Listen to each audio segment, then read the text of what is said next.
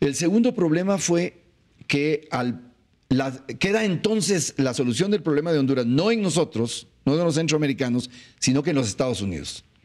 Y entonces Estados Unidos, como siempre, nunca se sabe dónde va a terminar. Y al principio empezó diciendo de que no iban a permitir que ahí se dieran, que no iban a reconocer las elecciones porque si no restituían a Zelaya, y después paró diciendo que sí iban a reconocerlo porque hubo elecciones. Para nosotros los centroamericanos el problema es más complejo.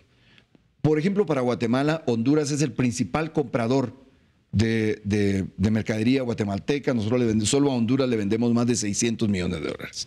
Entonces, y Costa Rica también. Entonces tenemos que buscar un mecanismo para resolverlo. Ellos lograron un objetivo muy importante, que es realizar el proceso electoral con éxito.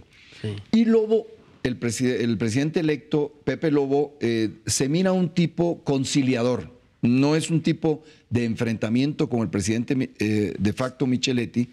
Yo le digo de facto porque al final se convirtió en golpe de Estado, pero ellos dicen que es legal porque lo nombra el Congreso. Entonces, ahí hay una discusión todavía pendiente.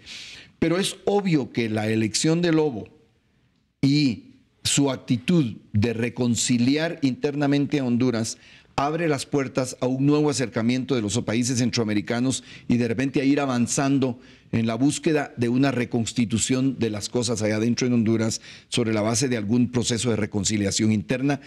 Porque es indudable que sí es cierto que en Guatemala tuvimos un problema similar con el presidente Serrano. El presidente Serrano quiso disolver la Corte, quiso disolver el Congreso, pero allá respetamos el procedimiento. Seguimos la Constitución, él presentó su renuncia y el Congreso eligió al presidente sucesor efectivamente, terminó 2 años y medio de gobierno y seguimos con el procedimiento normal. Entonces sí han habido problemas que han provocado obstáculos e interrupciones, el caso de Serrano, el caso de Honduras, de Zelaya, pero creo que tenemos que sentarnos a buscarle la solución, porque no podemos dejar en el limbo a Honduras para siempre, y lo más probable es que caminara por la vía de buscar un proceso de reconciliación interna y reestableciendo relaciones con el presidente electo. Pero no creo que vaya a pasar nada antes de la toma de posesión del presidente Lobo y después algún tiempecito más tarde mientras se van arreglando las cosas. Naturalmente los grupos económicos están presionando para que se reabran las fronteras y para que se restablezca el comercio, que es natural. Incluso la gente misma en las fronteras, la suspensión del comercio le causa gravísimos problemas, ¿verdad? Gastamos estos últimos minutos hablando de Colombia. ¿Qué consejos, qué recomendaciones le daría usted al país para avanzar en un proceso de paz? ¿Cómo ve la guerra? ¿Qué futuro le ve a nuestro conflicto? Bueno, mire, hasta ahora lo que pasa es que el proceso colombiano, para poder hacer una opinión objetiva, tendríamos que revisarlo no solo revisar este periodo, sino que ver lo que ha sucedido en los años anteriores. Es decir, después de concesiones con la guerrilla tan grandes como hasta darles un territorio, una posición como la del presidente actual es razonable. Es decir, no, hasta ahí no podíamos llegar, tenemos que replantear la guerra y aumentar el ejército. Pero mi concepción, mi manera de pensar, mi experiencia en América Central es que en algún momento hay que hacer un alto del camino y discutir un procedimiento para buscar la paz de común acuerdo con los demás partidos políticos y reconociendo la existencia de un conflicto. ¿Cómo le van a llamar? ¿Cómo le va a llamar a esto? Es bueno, porque el planteamiento de que unos buenos y otros malos es bueno electoralmente y es bueno para fortalecer un gobierno, pero no necesariamente es bueno para resolver el problema de fondo, que es una guerra interminable que lleva ya casi 60 años.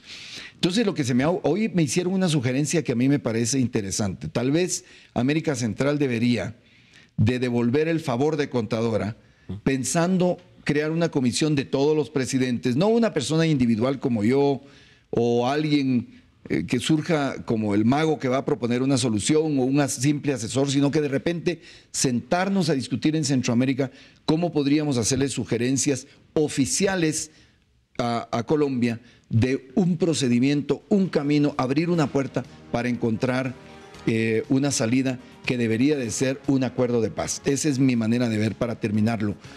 Pero tengo la impresión de que eso no va a funcionar de aquí al proceso electoral, porque ya el planteamiento de que si es una guerra a fondo para ganarla o si se abre una discusión, ya empieza a formar parte un poco de la temática electoral y eso echa a perder un análisis profundo y serio sobre el tema.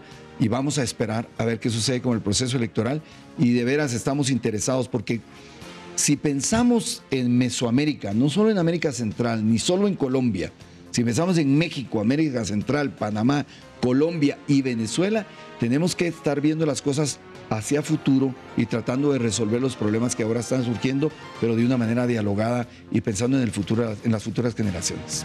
Presidente Benicio Cerezo, un placer tenerlo en la consulta. Nos ha ilustrado muchísimo sobre los temas del conflicto, la economía y la integración centroamericana. Muchas gracias por Muchas gracias a usted y lo felicito por el programa, los felicito a los de este centro de información, porque de veras es muy difícil encontrar programas de análisis donde uno pueda hablar de estos temas con profundidad. Muchas gracias, presidente, y bienvenido. Muchas gracias.